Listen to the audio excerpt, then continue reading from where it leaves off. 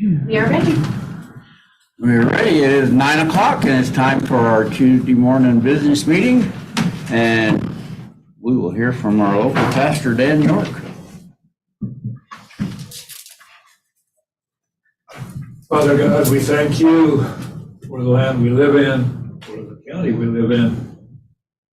Thank you that you have not forgotten us. May we never forget you. And I ask your Spirit to guide and direct, and your presence to be with us in this meeting today. In Jesus' name. Amen. Amen. All men pledge allegiance. I pledge allegiance to the flag of the United States of America and to the republic for which it stands, one nation, under God, indivisible, with liberty and justice for all.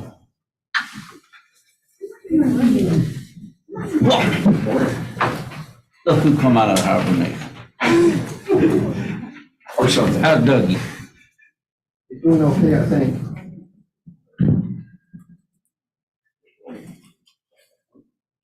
Okay, time for public comment. Oh, we have a list. List to start off with. Give 'em pound. Good morning. For the record, my name is James Pound. I live at 127 Greenwood Avenue in Sagal, 83860. And I'm here to talk to you about the situation and ask for a resolution. This is because our county departments are failing to do their due diligence. Approximately 2 years ago, a contractor began work on land located at the point of Fry Creek and Lake Pend Oreille. Apparently, the contractor did not receive permission originally from the HMO located on that side of the lake, of the creek, and residents there became concerned when heavy equipment moved into that land to massacre it. They did damage to the people over on that HMO. That contractor began work by accessing the property, then by using Greenwood Avenue across the creek. His attitude to residents on our side of the creek are, I can do what I want. He has no property on that side of the creek, so therefore he has no standing. He has made false claims to residents, which essentially, for some of them, is a threat. I am here today to ask the commissioners to promulgate a resolution that will eliminate any advancement of this proposed commercial property, residential area, which is only accessible by water. He plans on building houses on this property with the accessibility of only by water. It is a public safety concern because if there is a fire, it will be inaccessible. Again, I thank you for your time and ask for this resolution to bring this organization into place. I'll be glad to answer any questions. Do you have a copy of what you wrote? So I that do. we can... I'd be glad to give that to the clerk. Thank you. And I have additional support information. And make sure you put your contact Yes, information ma'am, I out. have a business card as well. Okay.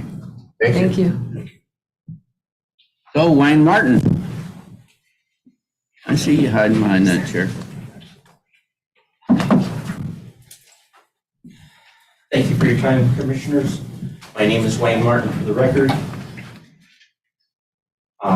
You folks do have copies of questions and all that I have on the RV park. Tried emailing them. The email was not going through. I'm not looking for answers today. Luke's been generous in getting me some information and said he'll get me more. It would be nice if we could have some type of a workshop or a town hall in order to go over some of the situations and questions and all with the RV park there. I do have concerns about short-term, long-term plans for this county, what we have or don't have in existence. This county is growing by leaps and bounds the way that it has been occurring. The Justice area property, and I have a concern with expansion of that if it is needed. The way everything's growing up here, it's going to be greatly needed. Criminals already know that we're understaffed. We don't have the people in order to be able to respond in a quick, timely manner.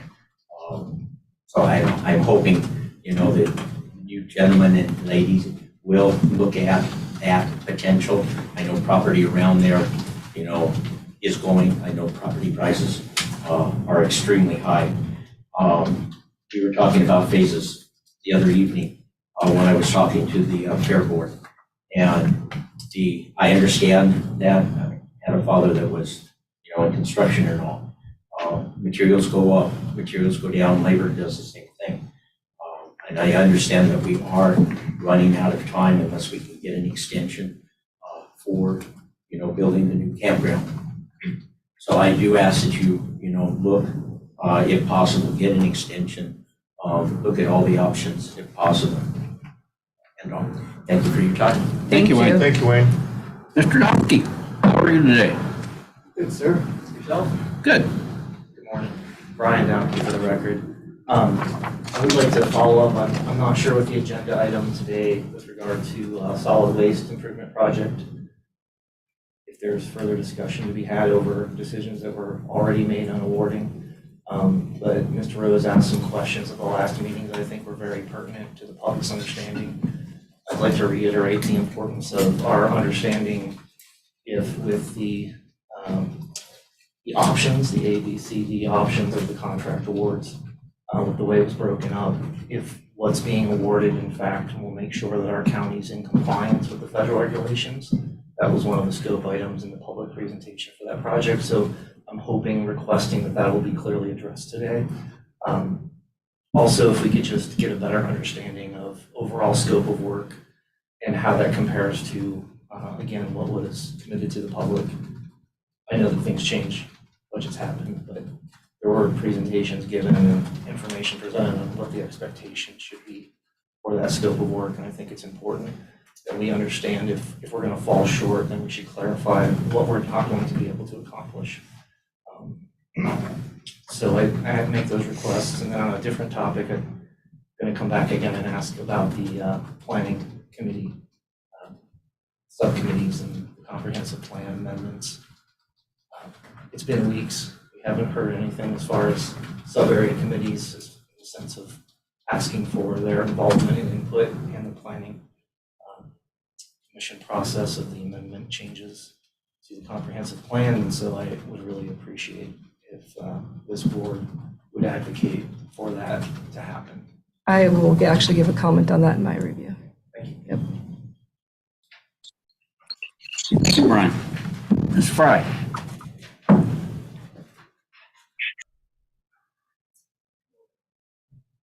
I'm Jessica Fry for the record. I'm reading Darcy Smith's sister's letter. Dear Bonner County Commissioners, my name is Danina Sanchez. My twin sister is Darcy Smith. As you know, Darcy put in an incredible amount of work into securing this campground grant and was overseeing the project before the terrible day of October 31st, 2022, that forever changed my life.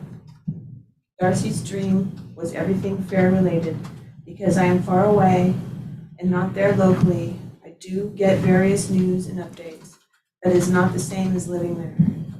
So my information I am sharing could be accurate or slightly less than accurate, but please forgive me for that and allow me some grace in my information if it is not 100% accurate. Please feel free to communicate with me. It is my understanding that the campground is in its final decision to move forward, have been in the standstill for quite frankly is puzzling.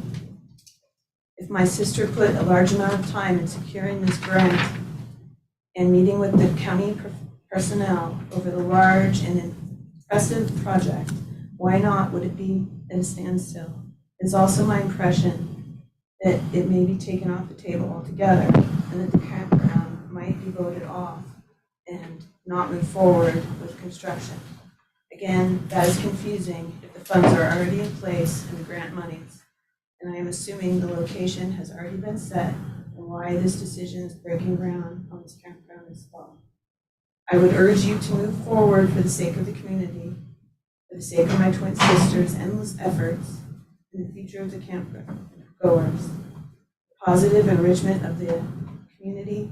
So please do not let others stand in your way. Please do the right thing and create a peaceful place for Fairgrounds for those who would like to enjoy it. Do so. I personally would like to visit there when it is completed and walk through and see Darcy's vision come to life. It would give me great hope in seeing this project completed. If you have any questions, I am happy to speak via email, text. Thank you kindly for your consideration, Mrs. Dana Sanchez. Thank you for Thank reading you. that. Thank you. David Mann. There you are.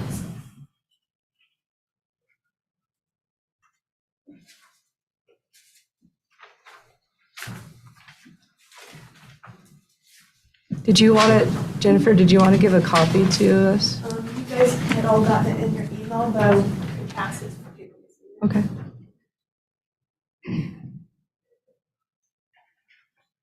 David Mann for the record. I'm going to be talking briefly about midnight land divisions. And I recognize that they're currently being published on the website, but basically what I'm going to present is an argument that neighbors need to be notified so that they can be aware of what's going on.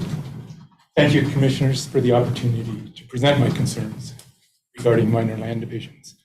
In my experience, nothing has done more to generate distrust of county government than minor land divisions designed to fly so-called minor subdivisions under the public's radar. My introduction to MLDs was in the fall of 2022. By the most coincidental chance, I learned my neighbor was subdividing his roughly 6-acre lot into 4 lots of approximately 3, 1, 1, and 1 acres. When the smoke cleared, the crux of fighting this MLD in a clearly rural area, incorrectly zoned suburban, turned out to be the definition of urban services. Commissioners, the planning department, and the developer were all in agreement that a domestic well shared by 3 lots, leaving the minimum required volume for 3 homes up to PhD to determine, was a legitimate example of urban water. That consensus came from misinterpreting the definition of urban services found in the code, or abusing the definition. Urban services, and this is just the water component from the code, publicly or privately maintained water supply and distribution systems. By ignoring that urban services were being defined, the commissioners, the developer, and the planning department stood steadfastly behind any publicly or privately maintained water supply and distribution system, regardless of scale. Doesn't every home with plumbing contain a water supply and distribution system? Isn't that urban water? Context of what was being defined urban, and this is from Webster's, the correct edition at the time, I can't remember, of a city, relating to a city, characteristic of a city, or constituting a city, was completely ignored. This is particularly odd since the suburban district depends on being located where urban services are available or likely to be available along the edges of incorporated areas. The suburban district definition clearly refers to city-scale services. I'll skip over that paragraph that you see there next. The purpose of this misinterpretation was to allow the developer to check the urban water box in Table 4-2 of Section 12-412 to permit subdividing down to 3 one-acre lots. When neighbors objected to this definition, the commissioners saw fit to ridicule and intimidate by calling the objections preposterous and ridiculous. No commissioner objected to this public scolding. Without the public observing your business, it is too easy to slide down the slippery slope of convenient interpretations of code. This is one reason that MLD should require notification of neighbors at least, so that people who are concerned can watch you in action. Where am I? I'll wait for my time to come around again. You want to just go ahead and finish? There's not that much. I prefer that. A second reason that at least neighbors should be notified is that it is common for nearby lots to share covenants or restrictions. I was told the planning department ignores covenants and restrictions, and leaves them up to civil lawsuits. So our salaried county employees, who have to look at the records anyway to validate permits and such, could efficiently identify and notify landowners likely to have a relevant shared covenant or restriction. Instead, the county approves MLDs without notice to neighbors and lets the neighbors hire an attorney at $400+ per hour to fight covenant restrictions violations on a project that may already be under construction before they learn about it. How much money could be saved at the very least by notifying the neighbors of an MLD? It seems like the most basic of courtesies if the commissioners are really working for the people. A third reason MLD should require notice to neighbors is found in section 12-660, part C of the revised code, identifying a 2-year span before further MLDs can be performed. My neighbor, citing an inability to complete the project in a timely manner, elected to subdivide into 2 approximately 3-acre lots. Because the urban water issue was not cited as a reason for stopping the 1-acre subdivision, I must now be constantly vigilant, beginning spring of 2024, when my neighbor could again attempt to subdivide a 3-acre lot down to 1-acre lots using the same misinterpretation of urban water. If I had confidence that the county would notify me of changes that impact my property, I could relax and enjoy the reasons for living in Bonner County. Nope. Beginning summer of 2024 or spring, I will have to monitor every MLD application week after week, month after month, year after year. Is any land division likely to be minor to the neighbors of that division? The failure to notify neighbors of nearby MLDs feels a lot like passive aggression. How is not notifying citizens of events that impact them consistent with the principles of government of, by, and for the people? Thank you. This is a topic that's come up quite a bit, so I'll take a look at that and see if maybe we need to do a workshop to kind of get the issues and concerns to see if we can update that process. Dan Rose, there you are.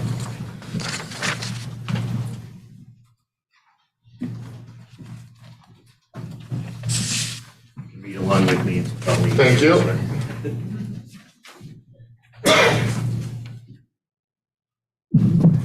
Morning, Commissioners. I speak today in continuance of last week on the solid waste project. I think all the taxpayers would appreciate the answers to these questions. First off would be how much money is left to purchase or construct, knowing that we've just spent, according to the bid, almost $6.3 million. Secondly, is the interest of the accepted bid amount rolled into that $6.3 million, or does it need to be added to that amount, bringing us up to a higher amount? Does today's consideration of the construction project, I saw it on the agenda, item 5.01 mistakenly identify D instead of E for $325,000? It's in the contract that was in the meeting minute notes. So I think it might be misidentified. Will the solid waste facilities, other than Coburn Culver, see any project construction that was advertised in the plan? And when will they get that construction? According to the 2020 plan, was the construction supposed to have started in 2021 and 2022 as identified? If so, has that delay contributed to the cost increases? The 2020 plan states the household hazardous waste building, HHW, is, quote, inoperable, unquote.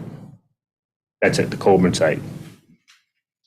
Bid item specifications identify a partial and a separate complete building for household hazardous waste. Is the household hazardous waste building at Coburn Culver currently meeting federal requirements?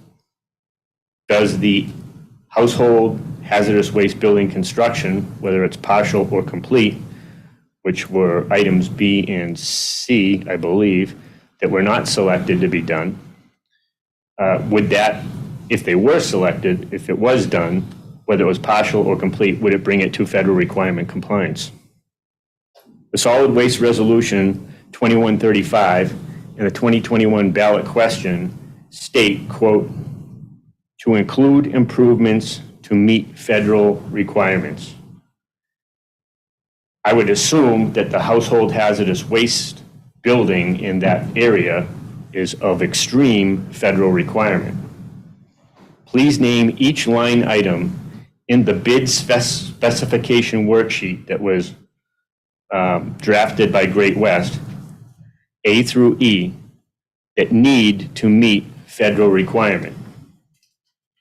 Though items 11 and 12 of the resolution 2135 allow alterations in the construction project and leave that decision to you, the commissioners, it is reasonable to identify the construction not being performed as to create full disclosure and transparency to the vote taken from taxpayers, which has been materially changed based on the bid award specification.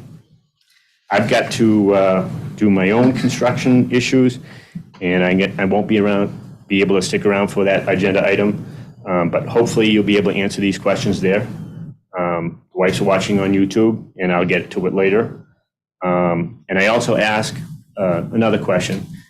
If the property, the 2.5 acres at the complex, the Readiness Center, is to be given over to the Fairground, and it seems to be where the board wants to go, and the extension does not come through, that land, I assume, is not retrievable to the county. It becomes Fairgrounds property, I believe. So if that's not true, please let us know when it comes time to make that decision, because the extension is not necessarily guaranteed, and giving away the county land to the Fairgrounds might not be the best decision, but if it can come back to us, then let me know that too. That'd be great. Okay. Thank you. Yeah, as far as federal compliance, being it's a federal loan, I'm pretty sure that's going to be an automatic given.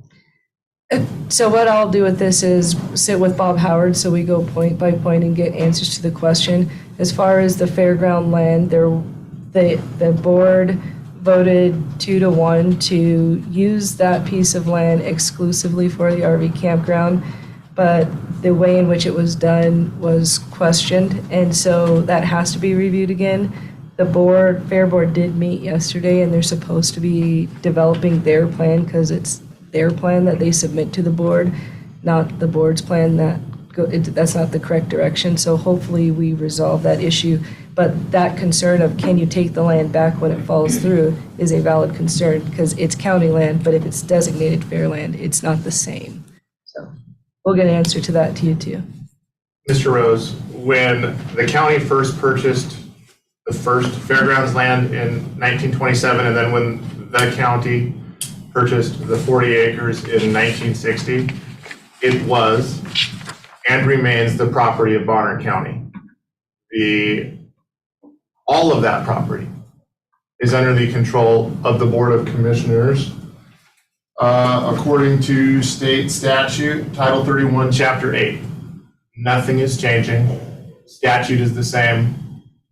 Ownership is the same for both pieces of property. It is all under the control of Bonner County. The Fair Board does not own any land whatsoever. Okay, thank you. You're welcome. Oh, any other comments? Doug? If you're bored. Name for the record. Doug Patterson for the record. I want to thank the commissioners for continuing to clarify some of the things relative to dollars on the budget, on the agenda, like the over 5K things, for instance. What I really came up here to speak about is the sub-area plans. The people on those committees did a great deal of work that was in compliance with the state law in terms of taking input from the community, looking forward for that being as an input into the update of the county comprehensive plan for development. And it sure appears that their work was thrown out basically by people in the commissioner's office at that time and ongoing that didn't seem to appreciate the work that they were doing because it was not saying the things they wanted to hear. So I would ask, as Brian did, that you put the people that were on the comprehensive plan, offer them opportunity to put input into the updating of the comprehensive plan. Thanks. Mr. Patterson, just so you're aware, every single chapter of the updated plan, as they start, they reference the sub-area plans. And there is references in these new plans that are published that reference the sub-area plan. So I would tell you, the commission, and there are 2 members that are on the planning commission that were members of the sub-area plan. And for those that attend the meetings, they read from each of the sub-area plans and they take them into consideration as they craft the update. So they have honored the purpose of the sub-area plan. And I feel relatively confident in this as I continue to speak with the chairman of the Selly Valley sub-area plan on almost a nightly basis. And I've asked him multiple questions about this. So as a total, there were probably like 70 people involved in sub-area plans, and you're taking input from 2. Thanks. They're all welcome to show up to the planning commission meetings. Nobody's, excommunicated from showing up and participating. They can all show up. We can't make them show up. We can't make everybody hear comments, but we give them an opportunity to. So, Mr. Domke. In response to that, Chairman Bradshaw, I think there was a couple aspects. This topic was partially discussed at the special board meeting a few weeks back where the Planning Commission was there.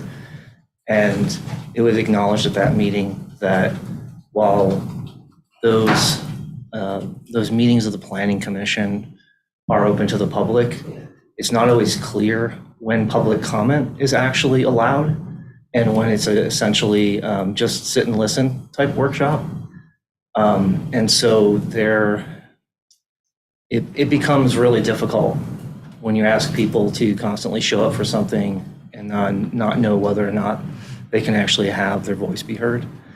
And then in addition to that, I would say that there should not be an expectation, certainly, that there's going to be, chapter and verse quoted from every sub-area plan throughout all of the comprehensive plan amendments of each chapter of the comprehensive plan.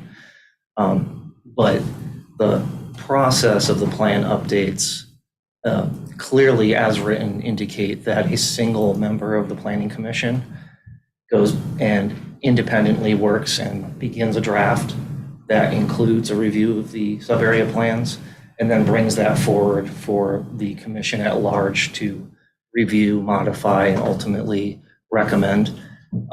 So there's some isolation, there's some filtering, and some behind-the-scenes work that happens as to whether or not specific aspects of those sub-area plans are given, I think, a full audience, if you would, a full consideration.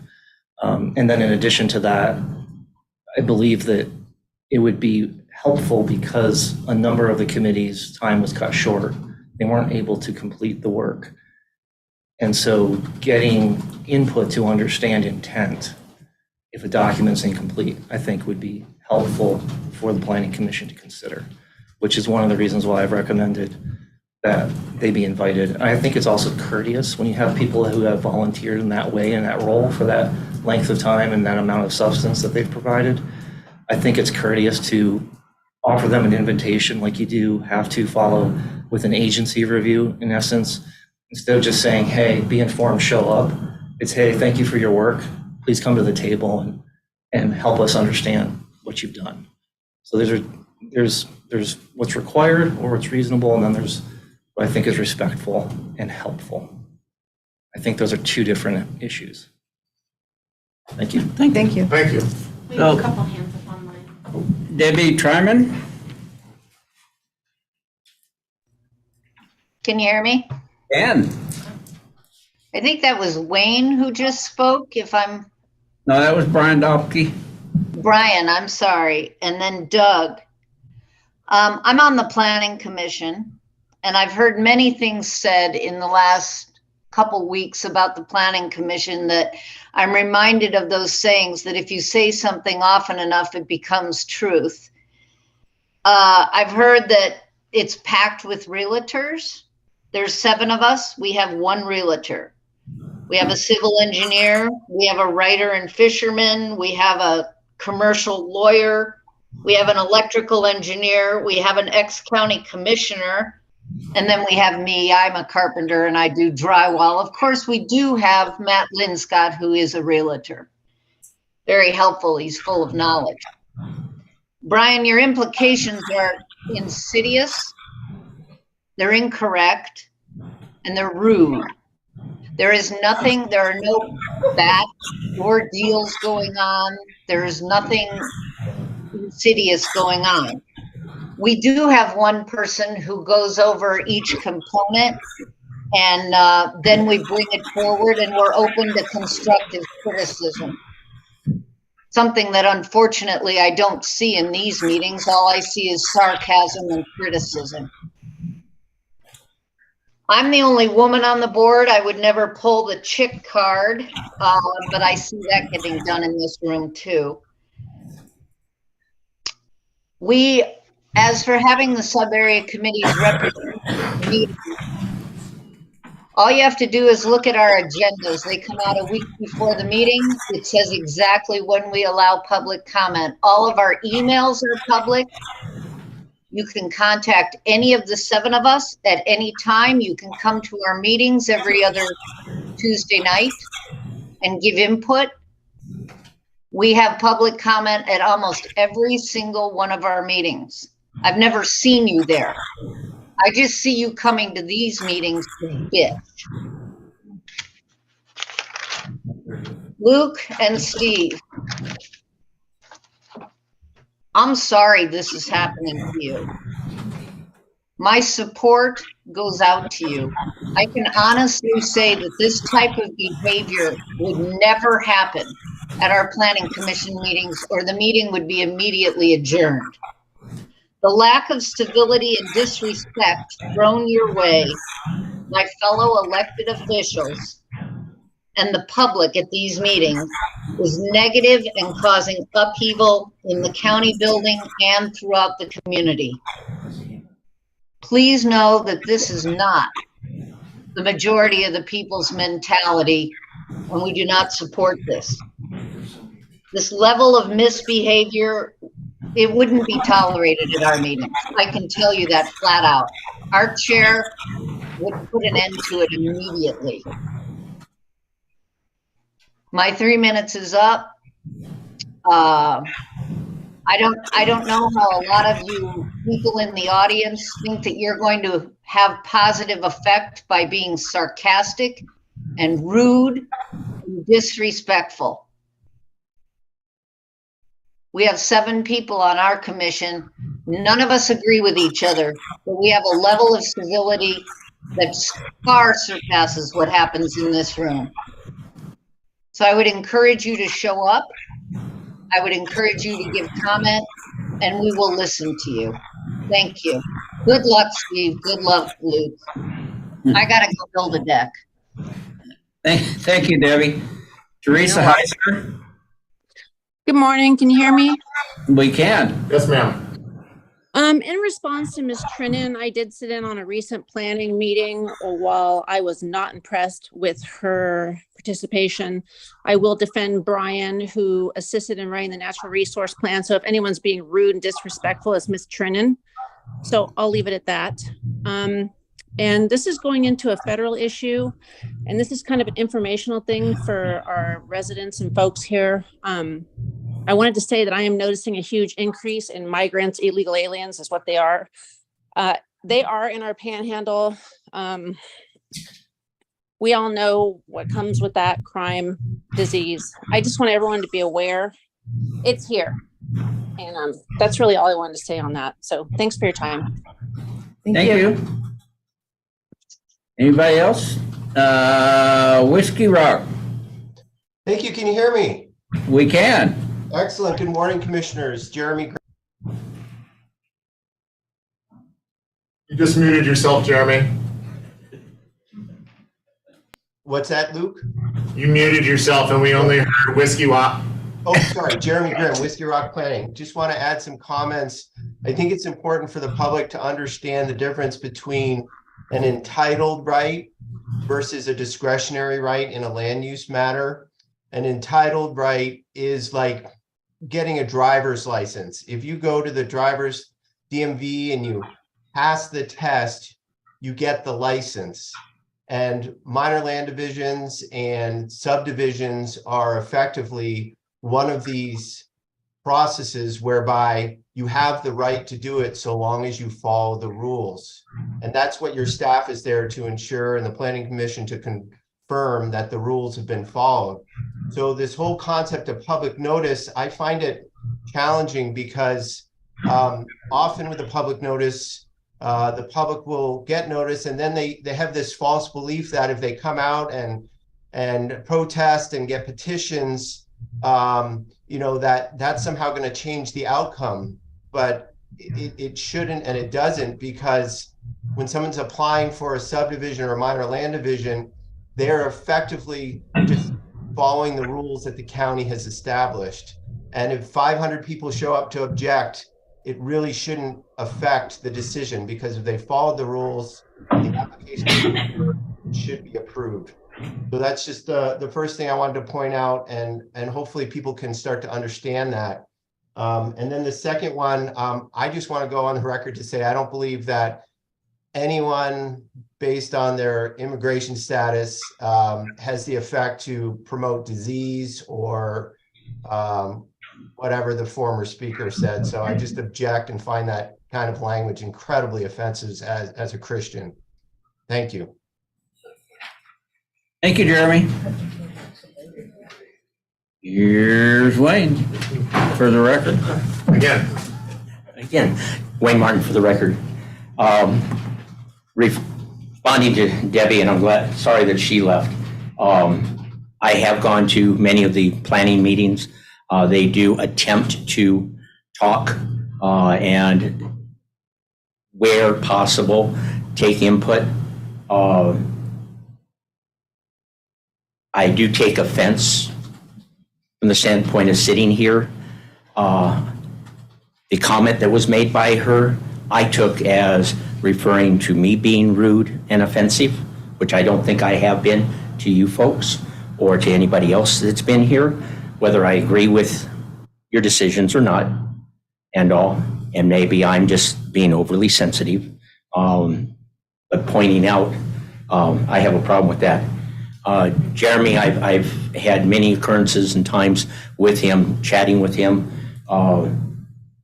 I partially disagree with Jeremy's comment that numbers don't matter, because if members of the community come out and they do have the information to give and they've done correct, accurate research and presented, it has come out to the favor of the community and not necessarily to a developer or to a plan that a landowner has had.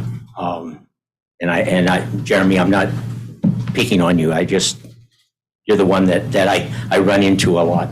But I do know that with the Natural Resources Committee right now that's going on, it was 9 sections, and they divvied that up to all different 7 members, and then 2 members have 2 additional, which they review, and then they do bring it back. I wish that she was here, because I did not get to finish answering her questions because Jeremy interrupted. And there again, not picking on you, Jeremy, you were protecting your client, but I was trying to answer her questions. Thank you. Thank you, Wayne. Anybody else? Make sure you get close to the mic, because people are texting saying it's hard to hear. Okay, Tricia Bullen for the record. Quick thing, so since the county pays your salary, the taxpayers, and you also get paid to be a poll worker, will you be taking that check as well? I am volunteering and I am not getting paid to be a poll worker, so there's no check, but All poll workers get paid unless they tell them no, they don't want it. But that's a nice, you can go check in. I am not, so that's Well, I've done. worked the polls for the last few years, and I do know you do get a check unless you tell Mike you don't want it. I am not being paid twice. And I really think that the disrespect that Debbie showed is why the people should elect the boards, not you guys. Because that's just not okay. Thank you. Thank you, Trish. Maureen. Maureen Patterson, for the record, I was also offended by Debbie's remarks and the way her tone of voice. Anyway, nonetheless, I also think that what was mentioned about 500 people showing up, there are only certain avenues that we, the people, can take that are showing how they feel about something. And so when they show up and they talk, I think it should be taken into account, and it isn't rabble-rousers, but rather just we, the people, speaking politely. I've always heard them speak politely at these meetings, too. So thank you. Thank you. Thank you, Maureen. Anybody else?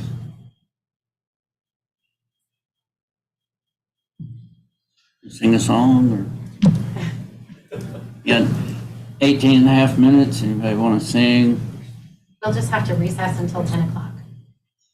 I'll say something. Quote the Fifth Amendment, whatever.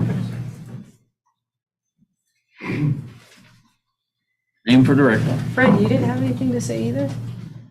David Mann, for the record. Oh, okay. And this is in response to the comment about basically not notifying people.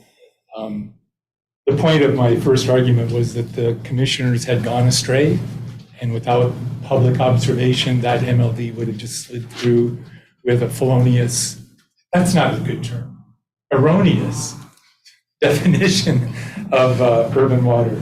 I'm more comfortable with erroneous. It felt like a felony, though, to me. Anyway, and secondly, my second example was notifying neighbors who might have covenant matches with someone. If they don't know that this land division is going on, it gets very expensive to deal with it later on, where if they know that it's going on, they can confront the issue at the beginning, and maybe the problem can be resolved. And as a particular instance, with my neighbor, I share covenants. And our covenant says that any dwelling must be at least 1,000 square feet. Okay.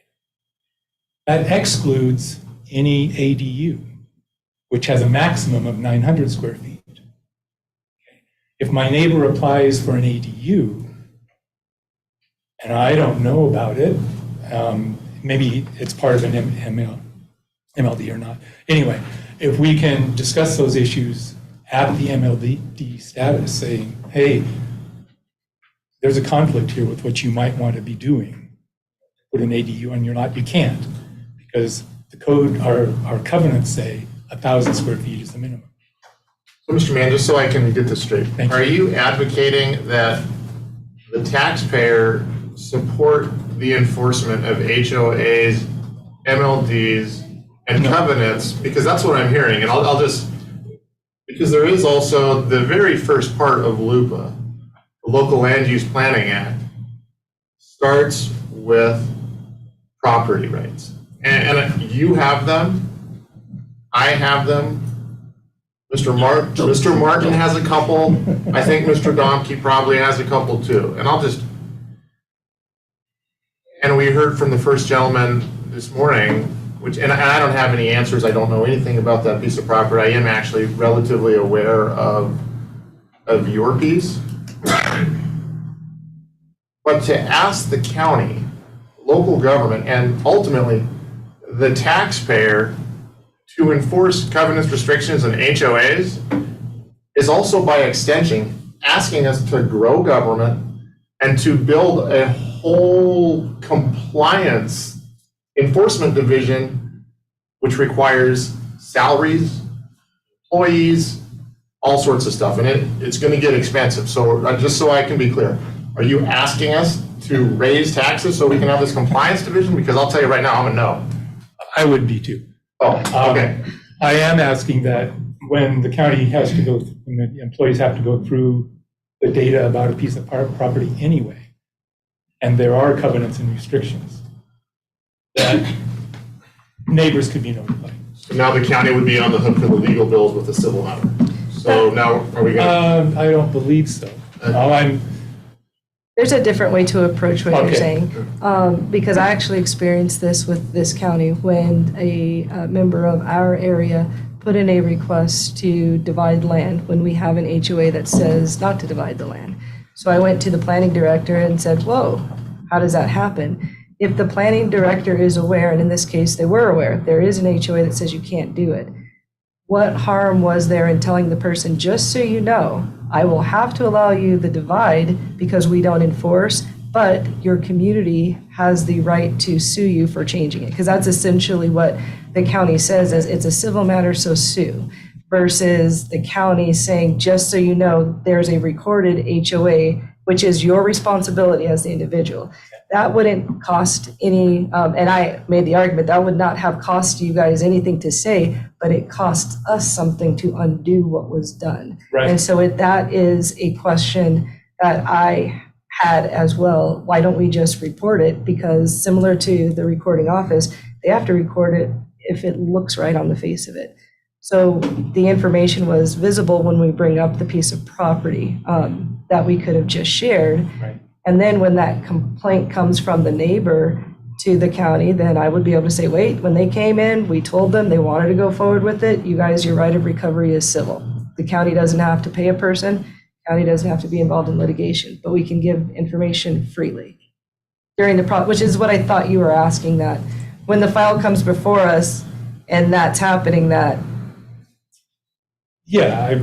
The other part on the recording issue is Clark Fork has a big issue with how we record and the statute. And so it basically says whatever looks right, then they have to record. But how does the community make sure your rights are protected without becoming the overseer of everything that gets recorded? So using that community, we have very clear examples of misuse. So between myself and the county clerk and the prosecutor, we're reviewing it, which for that type of issue, it goes up to the state level because of the rule that exists. So it's identified, but I understand what you're asking. Thank you. Sorry, thank you. Got 13 minutes, 12 minutes. Let's just recess until 10, and then we'll come back in. Anybody else? Guys are brutal today. So we will take a 12-minute recess and reconvene at 10 o'clock. Thank you, Mr. York. How's Miss Boland?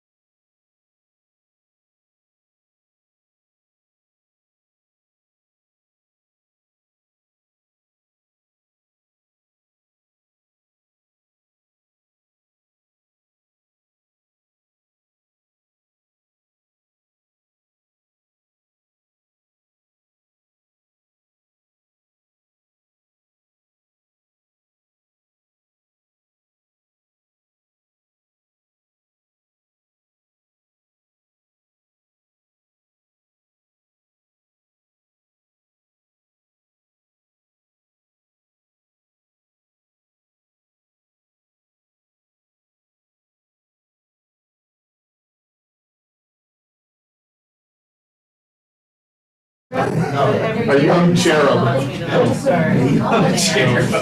Maybe an old chair. Today is the 10th, isn't it? Number one, I'm not gonna answer.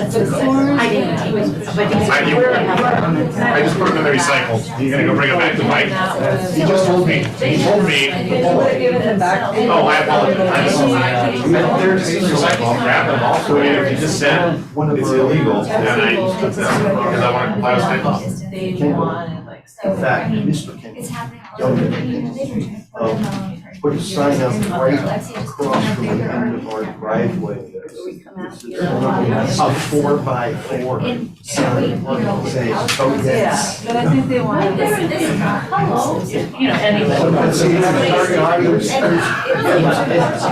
There's maybe 10 people that drive here. And you know what all those things already. And it has, you know, no chance of changing any money, but they can afford it for the sign because they've got them, they don't know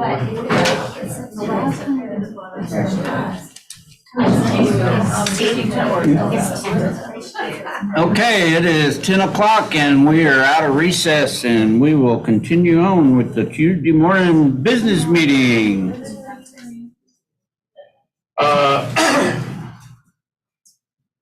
Mr. Chairman, I move to amend the order of agenda by striking public defender action item and the item of the prosecutor Lewis Marshall. Both requested by those departments. By those departments. Okay. They said no. All right, I will step down from the chair and second that. All in favor? Aye. Aye, motion passes. Mr. Chairman, I move to adopt the order of agenda as amended. I'll step down from the chair and second that. All in favor? Aye. Aye. Amended. So, we will go to District 3 Commissioner report while we wait for District 2. Thank you. Here comes District 2. Oh, you want me to go first, Mr. Chairman, or would you Either like? or. We'll go in order. We'll go 2. Oh, yeah. Yes, Mr. Chairman. We're on your report, Commissioner Williams. All righty.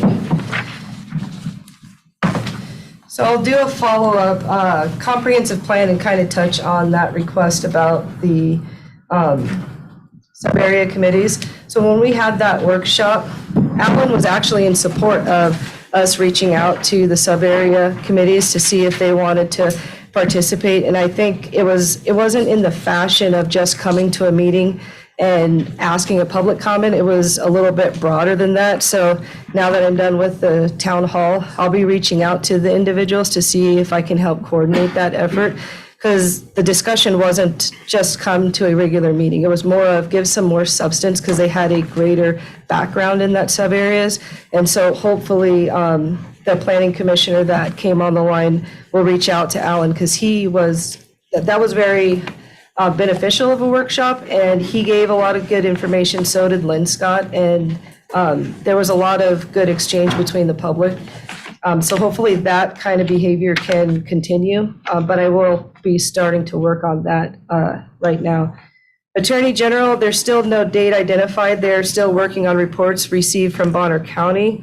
Once that's done, they will be giving us a date. They are trying to work with our prosecutor regarding the ongoing issues.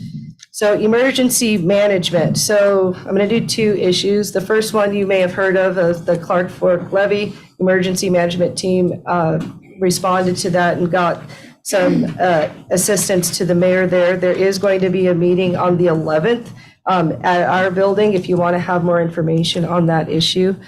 The bond keeps coming up, so I think it's reasonable. I'm going to ask Bob, not in this meeting, but off the record, about maybe doing an information session to the public so that there can be an exchange of questions and answers, because there's a lot of people in the community that are asking us what we're doing with that. And I do believe that the community should get an answer. I just don't know that this forum is the right forum for that exchange. I think a specific forum for that discussion would be reasonable and appropriate. So I will ask that of Bob Howard. So I want to talk a little bit about some community members' concerns. There's an overarching concern that we're not responding to telephone calls at the commissioner's office. So I'm getting a lot of emails and text messages. And so I would encourage people to address their issues with the person instead of asking me what to do, because I'm not anyone's supervisor. I can't help with that issue. I can only answer my phone. A lot of concerns regarding road conditions, and as you know, as we melt and we rain, we mess up the roads, and it's inherent in living in North Idaho. There was a specific concern regarding 2 roads I received this week. One was on Renco Road.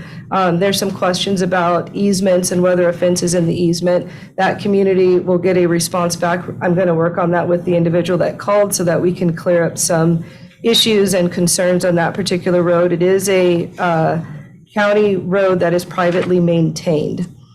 The other road that was brought to my attention was Poirier Road with respect to dust abatement, and I will be speaking with our road and bridge and following up with the Campbells regarding the dust abatement.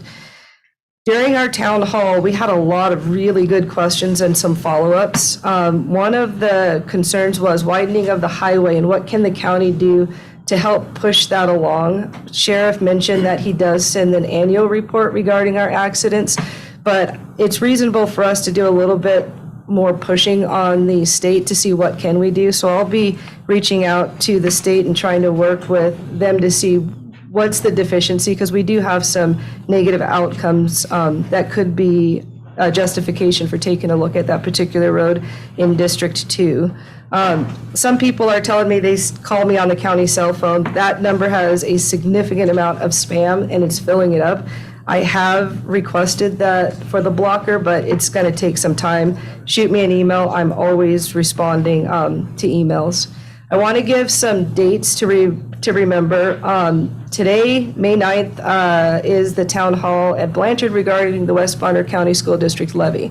So Mike is saying, since the top of the paper says support, even though the content is, the content is from the school board on the particular form. So because someone said support on the top, he wants it not distributed, but this is what we're going to hand out in You said the 9th. Yeah, let me go to the 11th, because we already did the 9th, sorry. The 11th one is at Laclede for the West Bonner County School Board, thank you. That he wants to err on the side of caution, but I have the form from the school district that says what their issues are for the levy. So we're just agreed to err on the side of caution. The other document is from a senator who's identified what happened at the state level. And so we're going to treat the 2 documents the same. If you want them, I'll throw them out in the middle of the street and y'all can pick it up, I guess. So that's how we'll do that one. May 16th is voting. The senator or the paper? No comment. May 16th is voting day. I will say that in Spirit Valley, we've been notified that there's a deficiency in people working the polls. So if you have the ability to work the poll, please reach out to Mike Rosedale. They're going to offer one-on-one training on that. And even if you can't work this poll, there is a consistent problem in the county with not having a good reserve poll worker. So if you could be a reserve poll worker, that's also beneficial to reach out to him. I want to draw attention to the 16th National Law Enforcement Officers Memorial. That will be at the sheriff's office to honor those people that are putting their lives on the line to protect our community. So that is at 5 p.m. Is that right, Cheryl? Yes. Yes, 5 p.m. National Law Enforcement Officers. I think it was in 2022, we added over 500 officers that were killed in the line of duty. And so it would be nice if, as community members, as we grow, that we make sure that we honor them as much as we can. On the 17th, I'll be at Clark Fork. I'm working with that community regarding their growth issues and concerns, especially since they have a significant elder population. On the 20th, we again are offering free pine cones if you come and help us clean up our cemetery in Blanchard. They're So great for please, Christmas decoration. yes, and you can sell them on the street corner, pour cinnamon in the bag, and you sell it for $3.99. So bring your tools. It's a huge effort, but as they say, many hands make for light work, and it's a good opportunity to come together as a community for a common goal. On the 23rd, we have the Idaho Association of Counties. So the building, we will be gone as commissioners at 11, from 11 to 5. The same day, and I encourage people in the community to attend this, the Idaho State Tax Commission will be in our building giving an education and training session regarding taxes, and that will be from 9 to noon. On the 25th of May, I will be working with Panhandle Health District to address some of the ideas they had regarding our planning and zoning and kind of that process that we have. They agree that we could benefit from improving our relationship and how we're managing those things. So I'll be able to report back on that the following commissioners meeting. June 6th through the 8th is the Idaho Association of Counties Annual Conference. Seems like that's what we're doing all summer long. So we'll be gone for those days. June 14th is Behavioral Health Day, and June 15th is going to be the follow-up of our Old Town review of what they wanted improved. Again, they were very appreciative of the work that we've done as a county to address their issues and concerns regarding roads. I also want to make sure I do the plug for our Blanchard area radio group as we head towards fire season. Those of you in District 2, it's not just for looking at our particular area, but should you grow beyond so that there's a form of communication. When we had our fire, the way we communicated was through those radios because the cell towers were down and landlines are not a thing. So I do have our card here from our Blanchard area radio group, and it's also something you can reach out to Bob Howard about. If we expand that type of communication, we are more prepared as a community as a whole. So I really want to encourage that. And remember, as we come through this season, we have a lot of new people moving that may not necessarily understand the fire dangers, and really using our emergency planner to help give people resources of how to do things the right way, because the risk to their property, if they're your neighbor, is a risk to your property. So that's all I have as an update today, and I will give you those forms as you ask 100 feet away. So 11 o'clock today, the 11th at 6 p.m. at Laclede for the West Bonner County School District. Okay, just a second, Luke. Yes, Mr. Mr. Patterson, purchases over 5,000, Lakeview, Lake Water. Sir, I believe Luke is going to give an update. Huh?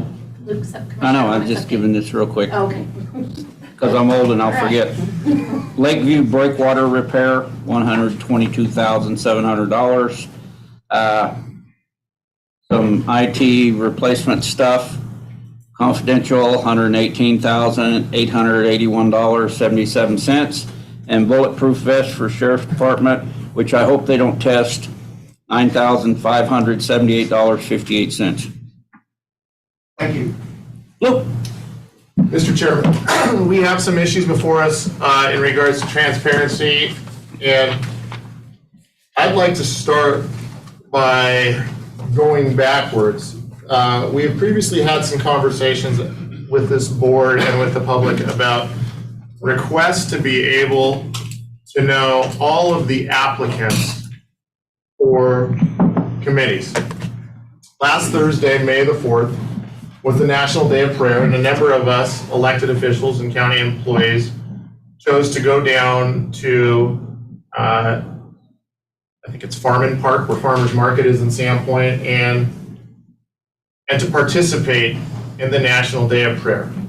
But here's an example for transparency and full disclosure of some of what it means to be a public official. And our volunteers, either on the Fair Board, the Waterways Commission, any of ours, they are all subject to these types of things. So here's an email I received, and this is from a gentleman, and his name is Calvin Ogle. Let me repeat that. This guy's name is Calvin Ogle. I've never met this guy. I have offered to meet him. I hope to meet him.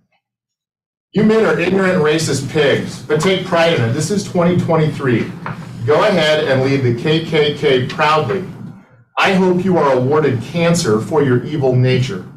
Another Roman Catholic joke. Molest any kids lately, or just protecting those who do? So then I sent him an email that is particularly vile and revolting. Feel free to come visit me in person at 1500 Highway 2 to deliver your thoughts directly. Embarrassment must have been bred out of your clan. I hope your health declines to a point that you have to resign. This is not the first of correspondence from Mr. Calvin Ogle, and I find this to be vile and repugnant. As an understatement, I support his right to say this, and I will always defend the privacy of individuals. And because it's on the National Day of Prayer when I receive this, I'm going to tell you what I'm going to do, is I'm going to pray for him. And from this dais, I'm going to say it's New Testament. But if he comes and visits my family at my house, it may be a little bit more Old Testament. So on Sunday, I drove the Ponderay River with a constituent checking out our access. One of the things that I would really like to do while I am in office is I would like to improve the opportunities of citizens to be able to recreate in the 1,700 miles of Bonner County, because we are blessed. And looking at, I don't want to get them wrong, I'm looking at Pete Hughes, who is our recreation director. There's Ferry Lane and Berry Lane, and we've got some neat accesses. But some of them are tired, and they need, as we approach budget season, that a thing that all projects need, which is time and resources which are in short supply. And so it was a fascinating drive, and I hope to work to improve and protect our waterfront resources. Technology, there's been a great, technology collaboration as we are seeking to improve the digital infrastructure of Bonner County. If you look at the world today, we live in a place where there is digital hostage taking and nothing is cheap. We must protect the personal information of our taxpayers, and it's not cheap. But I want to report that through the efforts of the IT teams, that we have made great strides in improving our digital infrastructure and protecting the taxpayer and the county services. I did travel with Mr. Howard out to look at the damage to the Clark Fork levee last week, and I was very impressed with the foresight of Mayor Schenck and his staff in protecting that city. Last night I attended the Fairboard's meeting, and it was nice to see a full board, and they have hired a new fair manager. So I welcome her to Bonner County, and I'm excited that we will be preparing for the 2023 Bonner County Fairgrounds. And I am working to prepare the information for the extension request for the grant, which will be brought forward to the board when it is ready. But I am coordinating with the Idaho Parks and Recreation staff so that we can write that in a manner that will continue to be in the best interest of Bonner County. And finally, I am volunteering to work, I think it's the Westman, I'm working where Mr. Rosedale told me to work, and I asked for a position with the least amount of responsibility, and I'm going to do what I'm told on May 16th for the election. I am a volunteer. I am not being paid as an old government teacher. I'm very excited to watch. When I went through that training, there is a lot of steps to protect the sacredness of our vote and to make sure that it is maintained, and I really look forward to participating in that process. Thank you, Mr. Chairman. Thank you. So, consent agenda. Based on the information before us, I move to approve the consent agenda. Oh, actually, no, we're going to remove things. We did that. That was the order of agenda. I think you had No. stepped out and not Oh. came back in yet, so they're on the consent. Yeah, But they so did exactly now it's what- just the consent. All right. Based on the information before us, I move to approve the consent agenda as presented. I second the motion. All in favor? Aye. Aye. Aye. Ayes have it. All right. Public defender has been struck. Pete, recreate us.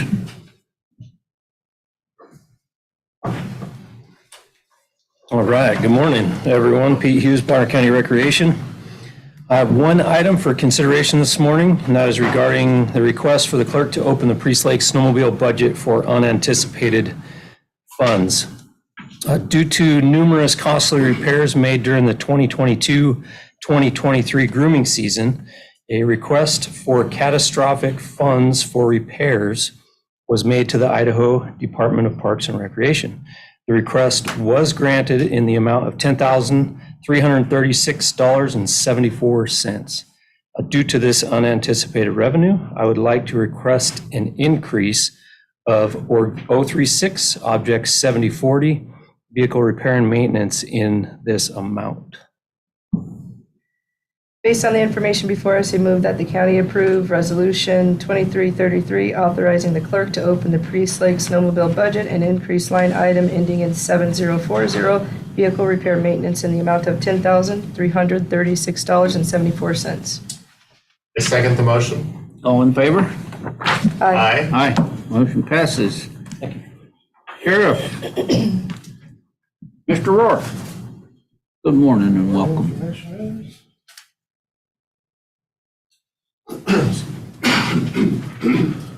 Roar Lakewold, Bonner County Sheriff's Office for the record. So for your consideration this morning, the Idaho State Department of Agriculture, ISDA, is entering into an agreement with the Bonner County Sheriff's Office for law enforcement services. The Sheriff's Office will provide all necessary personnel, equipment, supplies, and supervision in order to provide law enforcement services related to the Idaho Invasive Species Inspection Protocol. The Sheriff's Office will enforce 3 watercraft invasive species stations, and the ISDA will pay the law enforcement up to $159,631.88 payable in 3 equal installments of $53,210.63. Law enforcement shall provide patrols for up to 35 hours per week at $50 per hour plus mileage and approved supplies for up to 22 weeks, 2 days, beginning April 28th, 2023 and ending September 30th, 2023 for each of the 3 stations. And the ISDA reserves the right to terminate this agreement if the legislature of the state of Idaho fails, neglects, or refuses to appropriate sufficient funds that have been required by the ISDA. It's a mouthful. These are the stations? Yes, so Samuels, Clark Fork, and Albany Dam. And will these be staffed by seasonal workers? No, they'll be staffed by overtime patrol deputies, full-time patrol deputies, and this is overtime funds that are available to them to staff those. Okay, thank you. And if you don't stop with your boat, you'll stop for the pretty lights. Fair enough. Stop with your boat. Mr. Chairman, based on the information before us, I move to approve the agreement with the Idaho State Department of Agriculture, Bonner County Sheriff's Office to provide law enforcement services. The ISDA will reimburse law enforcement up to $159,631.88, with the agreement being effective from April 28th, 2023, and it can be terminated by ISDA if the legislature fails, neglects, or refuses to appropriate sufficient funds. I second the motion. All in favor? Aye. Aye. Motion passes. Thank you. Thank you. Chase. Good morning. Chase Youngdahl, Bonner County Noxious Weeds, for the record. The item before you this morning is a memorandum of understanding with the Selkirk Cooperative Weed Management Area, or we refer to them using the acronym CWMA. CWMAs are codified in Idaho Statute 22-2405 for the purposes of cooperatively engaging in noxious weed control activities through the region, in a given area of the region. And the code further authorizes interested stakeholders to enter into an MOU to pool resources and cross-jurisdictional boundaries for noxious weed mitigation projects. And then CWMAs also serve as the entity for managing state noxious weed cost share funding. So the Selkirk CWMA geographic area encompasses Bonner and Boundary counties in their entirety. And we have engaged 13 stakeholders for this renewal. And we're currently operating on the 2018 to the 2023 MOU, which expires later this year. And once this agreement is fully executed, it will be valid for a period of 5 years. So with that, I will turn it over to the board. Based on the information before us, I move that Bonner County authorize the renewal of the memorandum of understanding with the Selkirk Cooperative Weed Management Area, valid for a period of 5 years. Mr. Chairman, I second the motion. All right, roll call vote. Before you do that, there's a hand up. Teresa Heisner, you got your hand up? I do. Good morning again. My question is this cost share for citizens? Like, if I know you had a program where I get my neighbors together, I think it was 7 neighbors, and then you like deduct $300 off of our expenses on the chemicals. Is that what I'm understanding? Yeah, the cost share, we do have a project within the CWMA for the neighborhood cost share, where we can provide a reimbursement up to $500 per landowner for a landowner cooperative weed management group. Okay, outstanding. I'm going to get my sprayer today, actually, so I can take care of these dudes. They're out of control. Thank you. Thank you. All right. Roll call vote. Commissioner Ahmet? Yes. Commissioner Williams? Yes. Commissioner Bradshaw? Yes. Thank you. Thank you. Bob Howard. Oh, we're gonna have Spencer.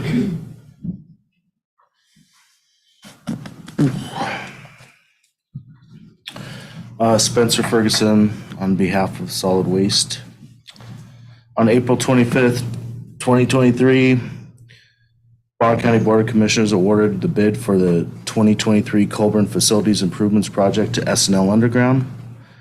Bonner County obtained a low-interest loan from the USDA to fund the project construction. As part of our agreement with the USDA RD, it is necessary to utilize the Engineers Joint Contract Committee Standard General Conditions of Construction Contract. The contract total amount awarded was $6,285,393.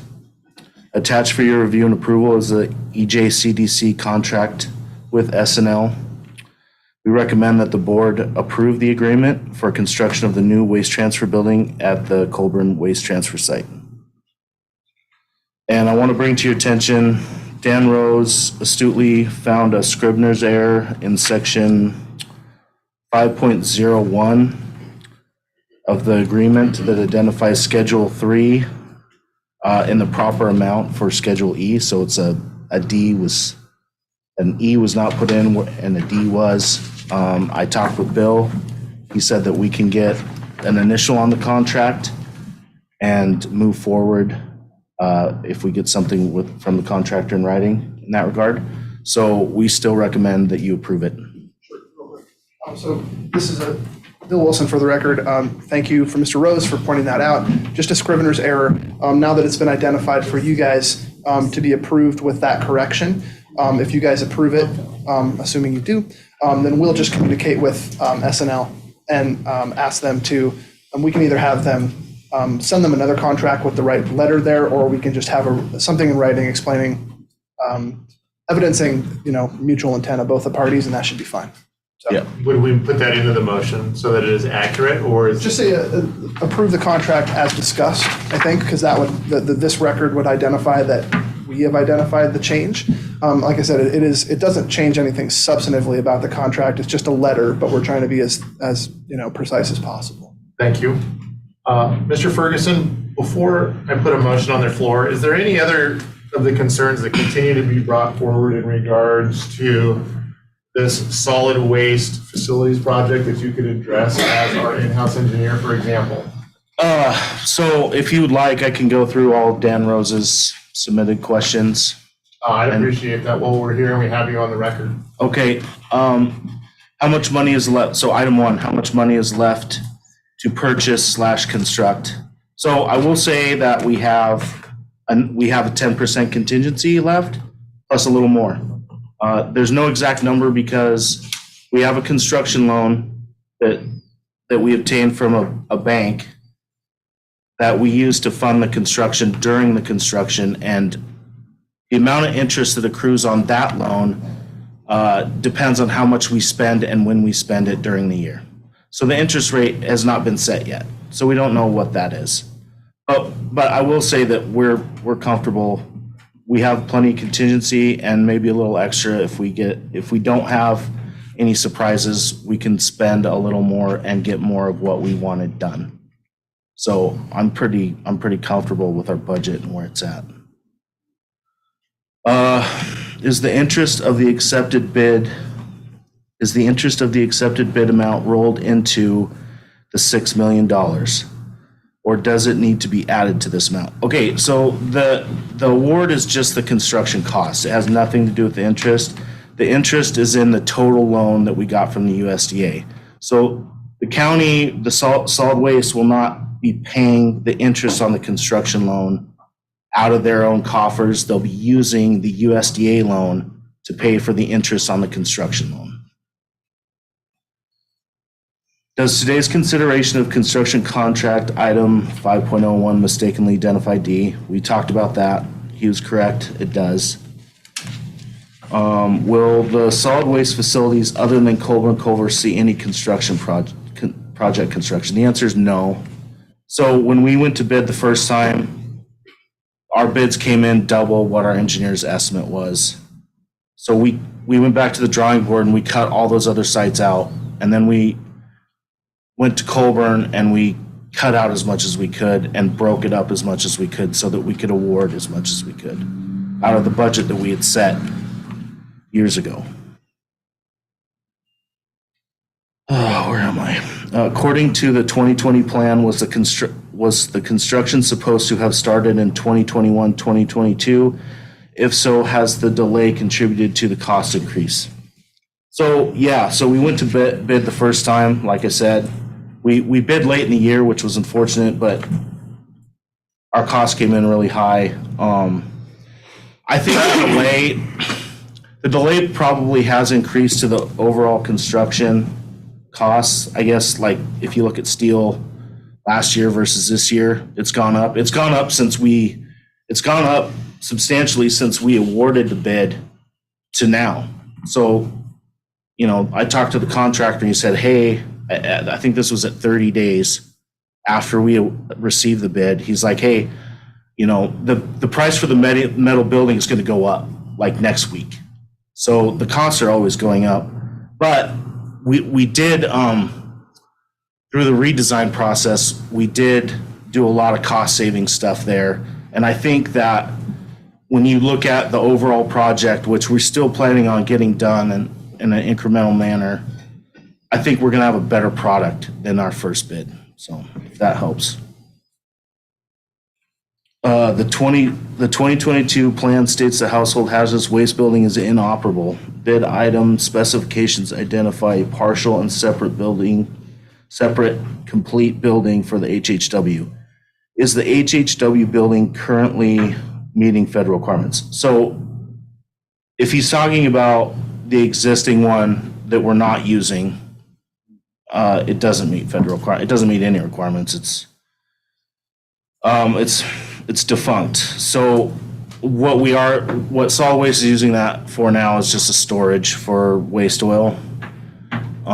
We have a contractor that goes to all the sites and like collects and stores and handles and bulks all the HHW and then just transports it to Spokane or wherever they need to take it. So we pay them now, and we pay them a lot of money to do that. So yeah. So we're in compliance, like, as a county. That building is not. how does HHW building construction, partial or complete, bring the HHW into federal requirement compliance? So basically what we're going to do, or what we're gonna do, they make these pre-engineered household hazardous waste or hazardous waste storage buildings. They're giant metal boxes with heating and ventilation and everything. And you can order them, and then you just build the foundation, you put it on there. And that's what we're gonna do. The first time we went to bid, we were gonna build a building, like a regular pole building with bunkers. But after talking with some HHW expert people, they're like, you can't do that. So we got this, we started looking at these buildings, and they're really much safer. They're a lot better option. They got warranties. They come pre-constructed and ready to go, and you just set them down, bolt them down, and so that we felt like that's going to be a better option going forward with the county, and it's going to save us a lot of money when we implement that. So that will bring us into federal compliance, but we are now. So the solid waste resolution 2135 and the 2021 ballot question states to include improvements to meet federal requirements.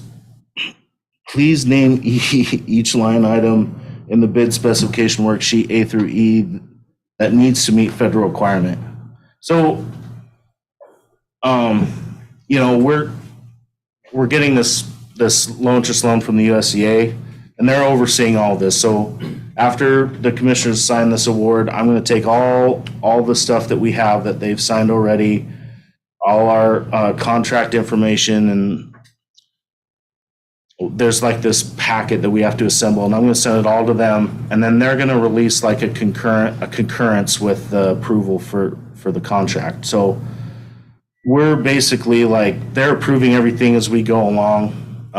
They're looking at everything. We send them the bids, we send them all the project documents, everything. So they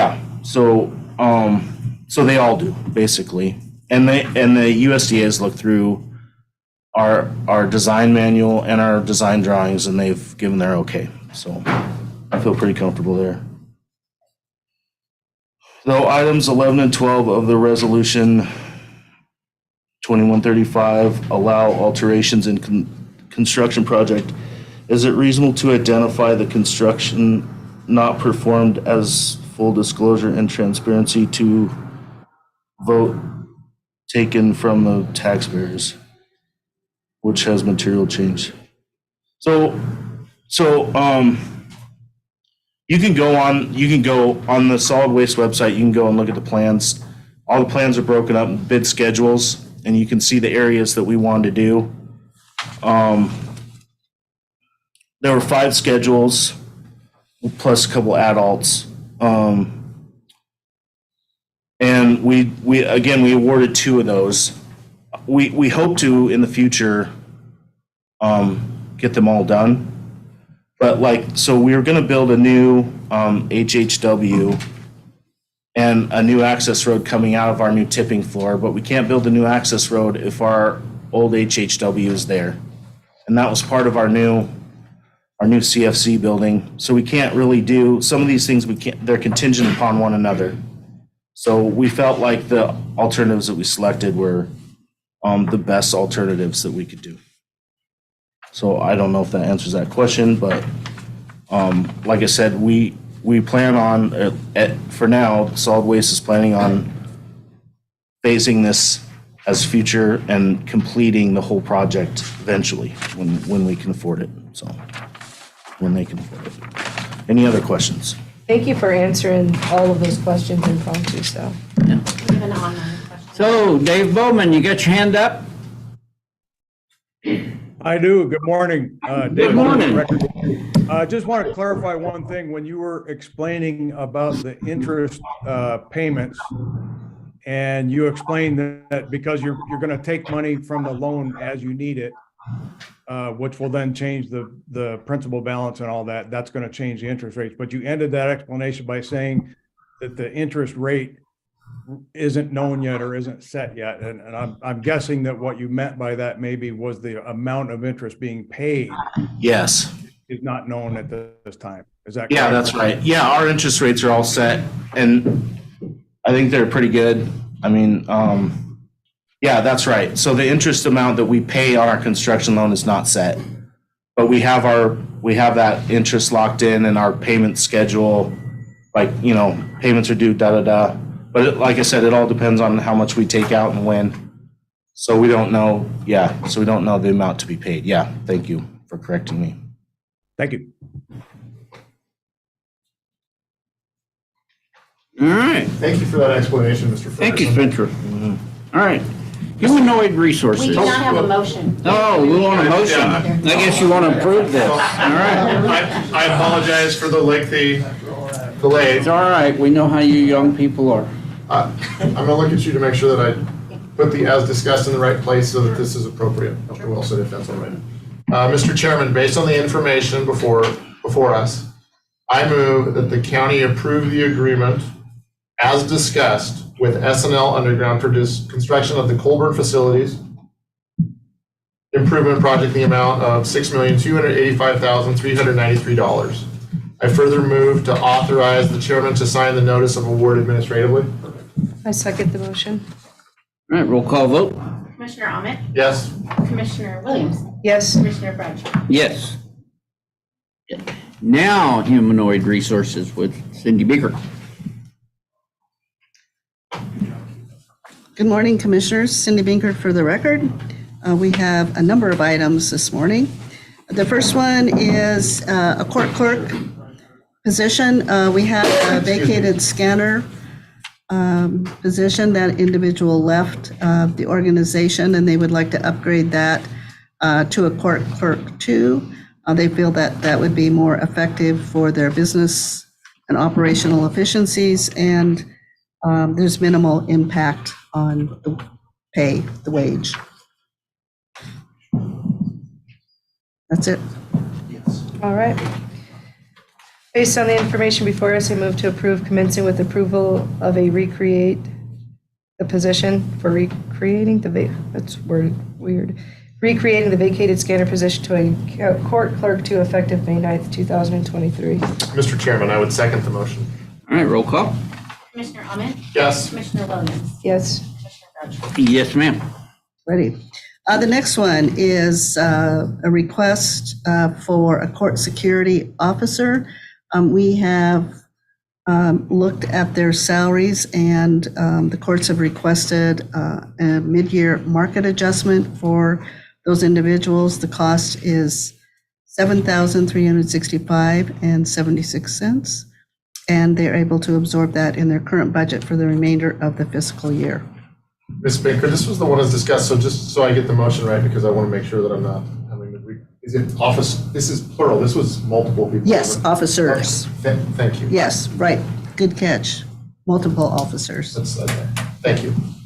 Mr. Chairman, based on the information before us, I move to approve, commencing with approval of a mid-year market adjustment for the amount of $7,365.76 over the remainder of the fiscal year for the court security officers effective May 9th, 2023.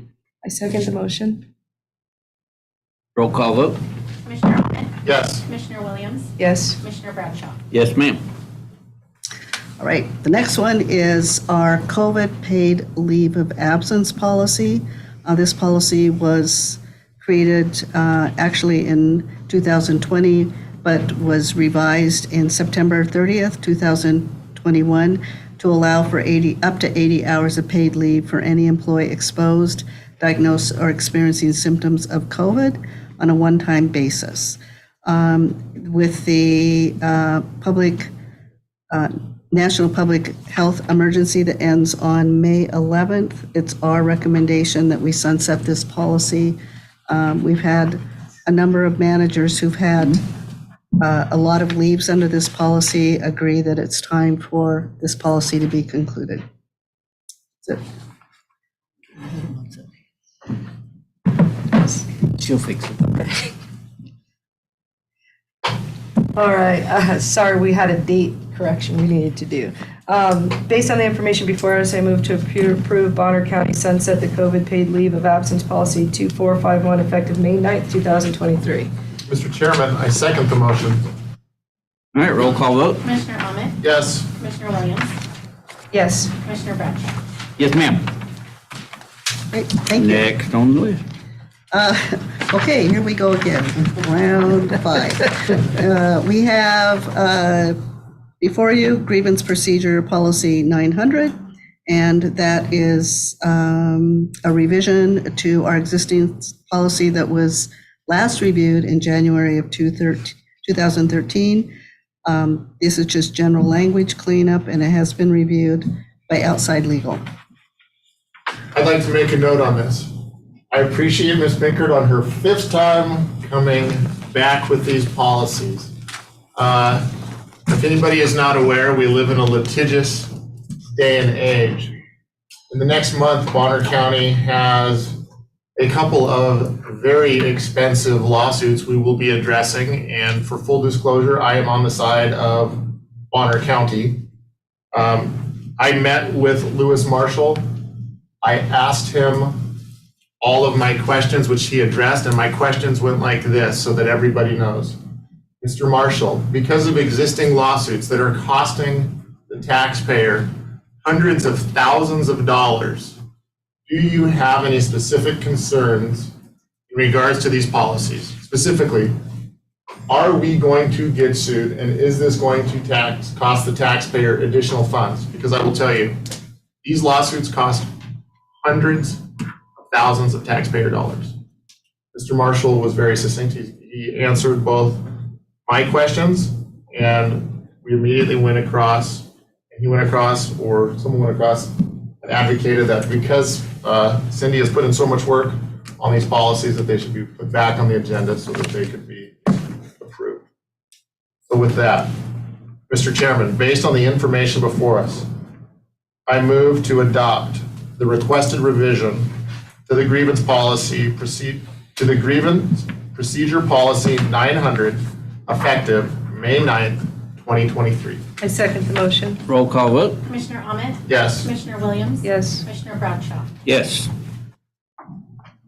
Okay, the next one is the Rules of Employee Conduct Policy 400.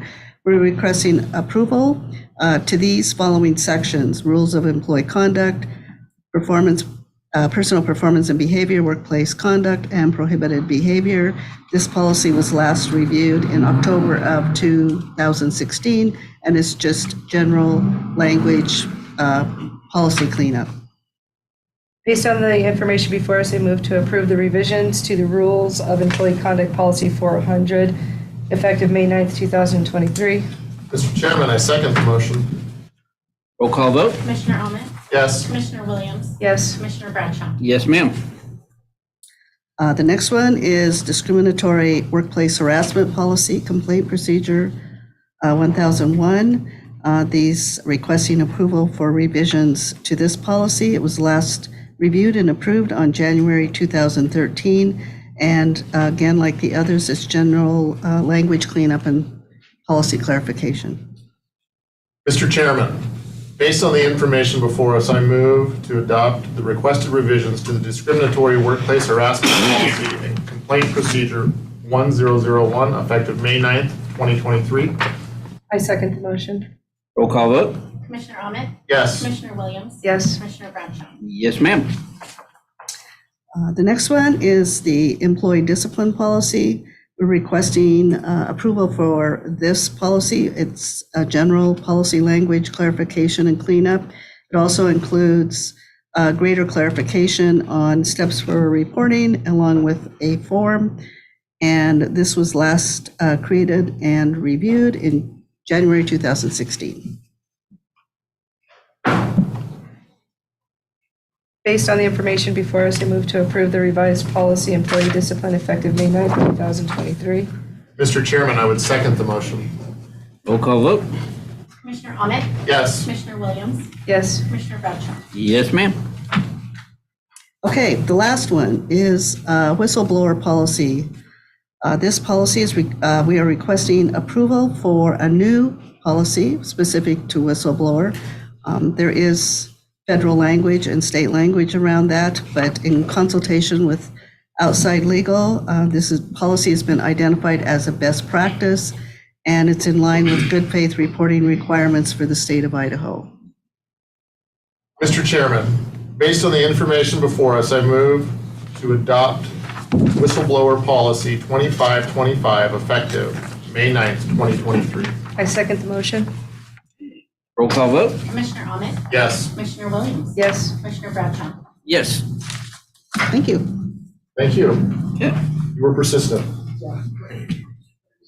And the prosecutor one was tabled. And BOCC. Anybody can do it. The Honorable Jesse Reinbold.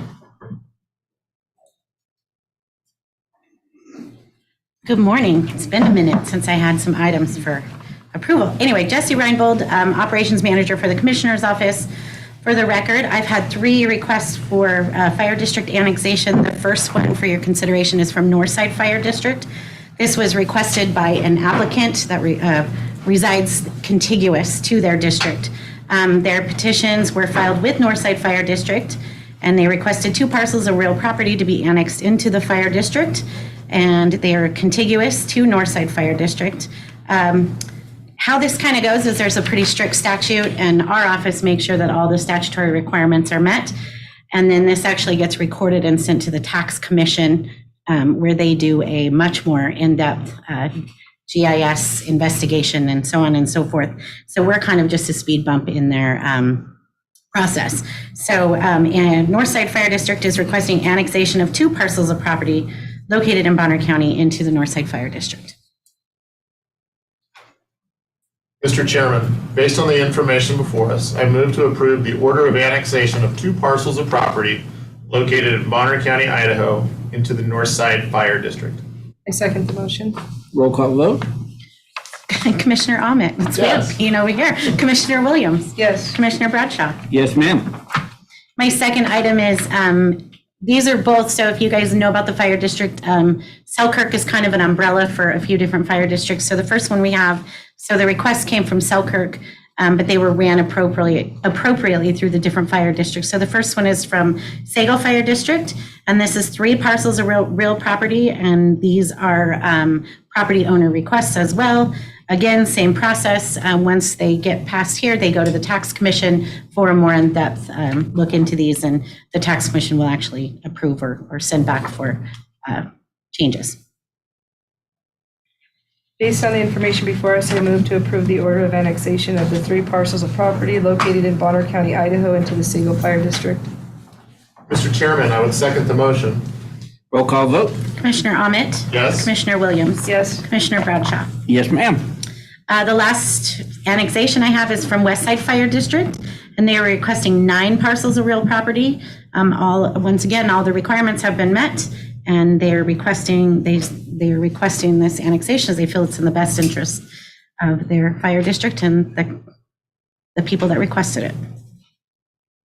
Mr. Chairman, based on the information before us, I move to approve the order of annexation of 9 parcels of property located in Bonner County, Idaho, into the Westside Fire District. I second the motion. Roll call vote? Commissioner Ahmed. Yes. Commissioner Williams. Yes. Commissioner Bradshaw. Yes, ma'am. And the last order of business I have is I was contacted by Christina St. Germain, who works for Ziply Fiber. And just to be clear, we get these a lot, different letters of requests from different entities that are applying for grants, all kinds of agencies throughout Bonner County. And historically, the board has given these letters of request support, pretty regularly. So this one is particularly, they intend to apply for a grant that would bring fiber to several areas in Bonner County. Now, I re-looked at the photo that they provided, and this is seriously everywhere from Priest Lake and then all around Lake Pend Oreille. There were hundreds of spots. So I don't know that they'll clarify that within their grant application, but it was too many to list in this letter of support. So what they're requesting is a letter of support from the Board of County Commissioners to provide with their grant application.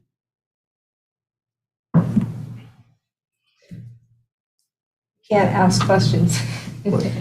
I thought that she was going to be on, but Because on this one, and they're using Blanchard as their example, but they didn't, it's actually expensive, and they didn't change what used to be there from the 3 different people that purchased it, and it's not a functioning system down there. So that is, in my opinion, not a good example to use. So there's no question and answer. So. All right. I'll advance it. Based on the information before us, I move to approve the letter of support requested by Zipley to accompany grant application for fiber in various areas of Bonner County. Mr. Chairman, I would second the motion. Roll call vote? Commissioner Ahmet? Yes. Commissioner Williams? I'm going to abstain because I think that we should be able to ask Zipley questions regarding what it is that they are doing, not simply saying yes based on us presenting to ourselves. Commissioner Bradshaw? Yes. Me. Excuse me. All right, the next item on the agenda, the next 2 items I brought forth. The first one is that the county actually use YouTube to stream all of the meetings. This, in my opinion, would help reduce the records requests that are happening when we schedule these special meetings. Then we're sending a request into our clerks to actually process a records request versus being able to just stream it. People have also expressed a desire to watch what's happening, not just listen to what's happening. So I think that's a reasonable move to allow the community to have access via the streaming. I understand an argument to not use Zoom for every single meeting because of that cost structure, but I don't see the argument not to YouTube it so people can actually watch what we're doing. And I will say it would be beneficial even for employees because sometimes meetings are scheduled in such a way that, for example, for myself, I haven't been able to attend, but I would be able to try and stream it. So, any discussion from the board on that? I will second your motion, but in regards to discussion, I went and I spoke with the technology folks about this yesterday.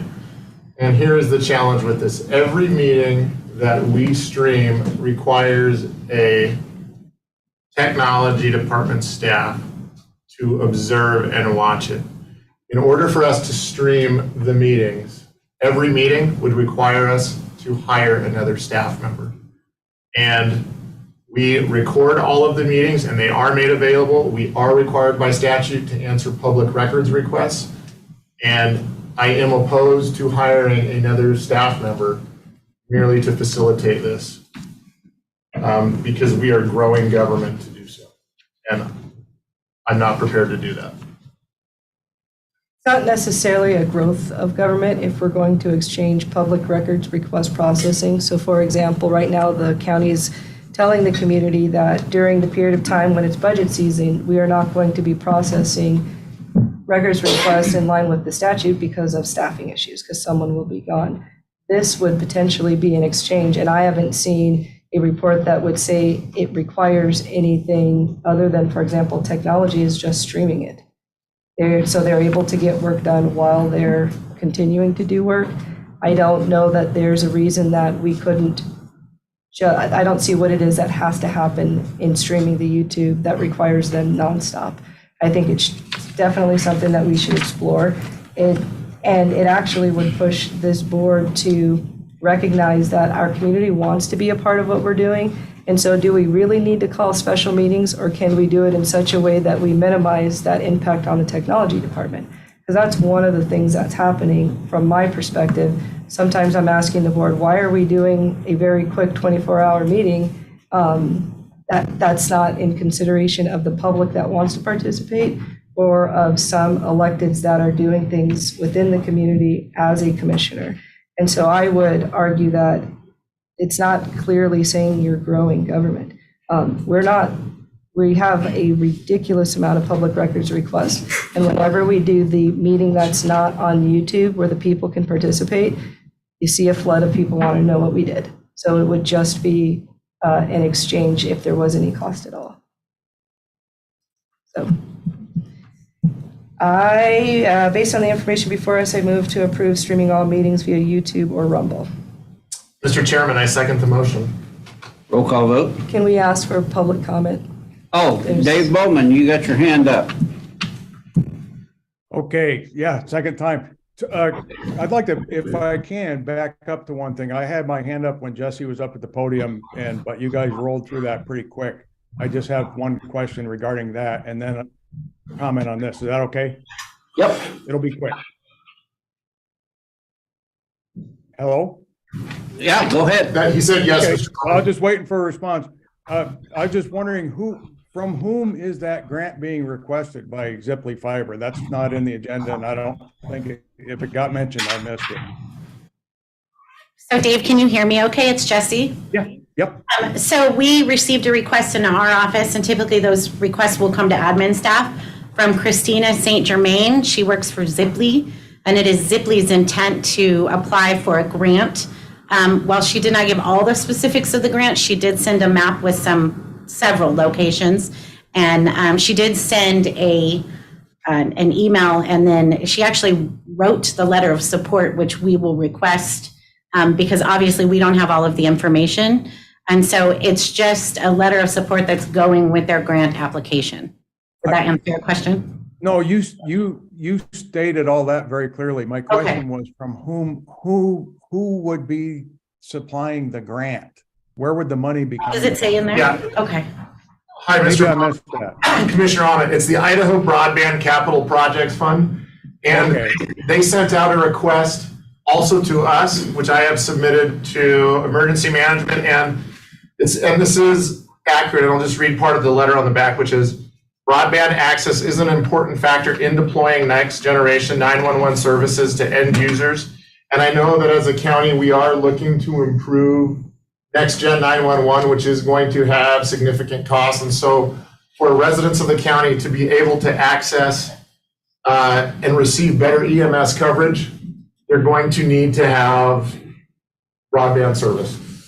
And I think some of this money is federal government grants through I'm going to mess up it's the infrastructure project where Mr. Manchin was the swing vote. Yeah, that was. Fair enough. Thank you. CARES Act and ARPA. It was in several different phases. Excuse me. But it's being handled through, the state is managing these grants. So Zipley is applying to the state, and then they would route the services to Bonner County. Okay, thank you. And then the other, Commissioner Williams just voiced just about everything that I was going to say before she spoke, so I'll just second what she said. And then I wanted to ask this thing about having to have a technology present during every meeting.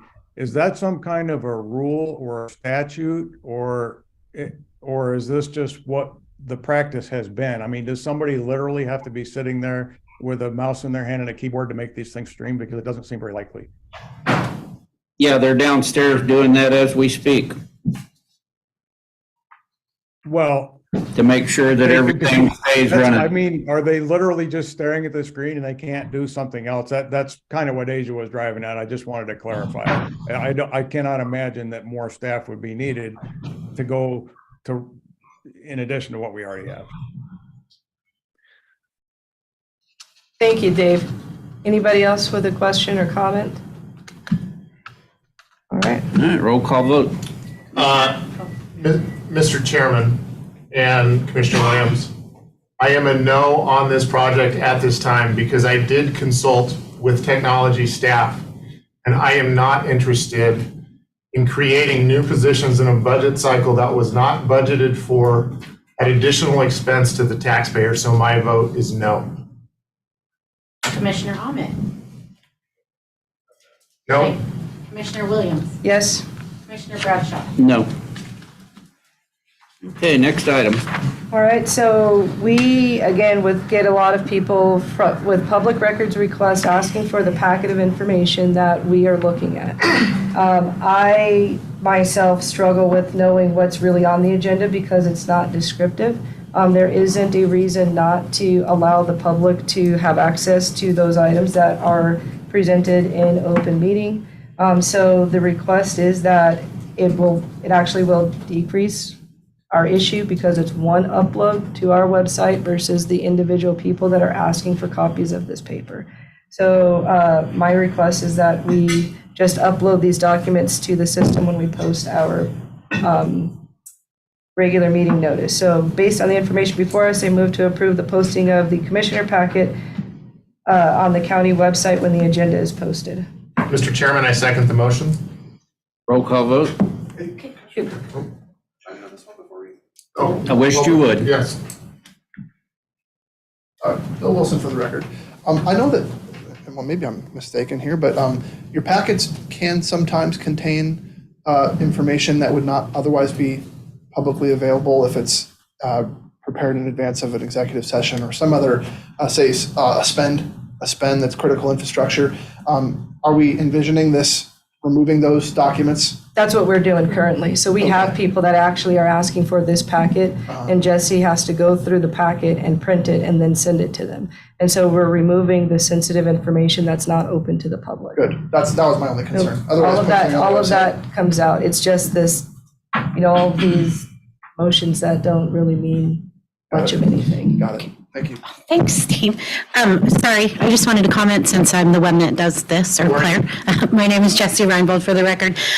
So on Fridays, what we try to do is we try to post on our website and physically by 9 a.m. So the packets take a little longer to compile, and sometimes we're missing information. We were missing a contract up until just yesterday. So I just wanted to clarify that sometimes when that packet gets posted on Friday, it may not be complete, but we'll try to do is make a placeholder for the item so you know that there is a missing item in there. So what we're going to do and what's going to be easiest is we're not going to paginate the pages. It's not going to be a book. It's going to be two-sided. It'll read like a book. It'll be two-sided items uploaded as a PDF. So if you have further questions from the packet, and I don't know where it'll be yet, so we've yet to figure that out. But if you have questions about the packet directly, once it's uploaded, you can always call our office. And this will be cost savings because we don't charge you, and that's printer, paper, ink, so we don't have to hire anybody.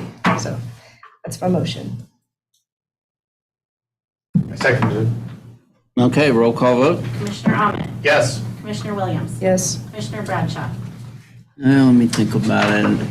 We take a 2-day recess. No, okay, yes. We're done? All right. It is 11. Executive session. Yeah, 11:06. We'll take a 5-minute recess and come back for executive session.